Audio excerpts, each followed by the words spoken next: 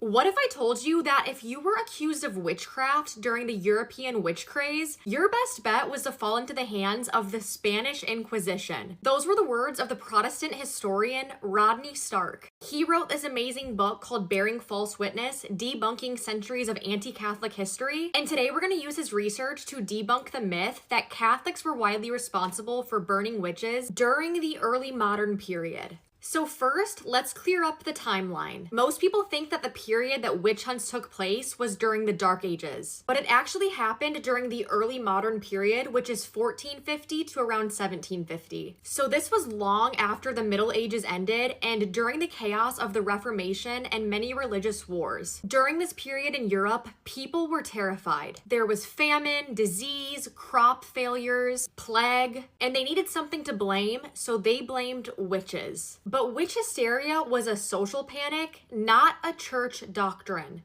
In fact, the church canon Episcopi, which was written in 900 AD, referred to witchcraft as an illusion of the devil, not a real physical power. Now, let's talk about the Inquisition, the word that everybody loves to hate. What most people don't realize is that the Inquisition actually brought legal structure to the witch hysteria craze. Under the Inquisition, witch accusations required evidence, due process, defense witnesses, and had very little torture involved. Historians like Henry Kamen found that torture was used in less than 2 to 3% of all Spanish Inquisition trials. So if you were accused of witchcraft in Europe, the safest place you could be is in Spain. When looking at Spanish Inquisition archives, you'll see that there was an execution rate that was fewer than 1.5% from 1540 to 1700. In 1614, an inquisitor named Alonso de Salazar Frias investigated 7,000 Basque witch accusations and concluded that there was no proof of any witchcraft. It was an inquisitor who revealed that confessions were often the result of torture and that witnesses could not provide tangible evidence of witchcraft. So then who was burning all the witches? It was actually almost entirely done by Protestant and secular courts.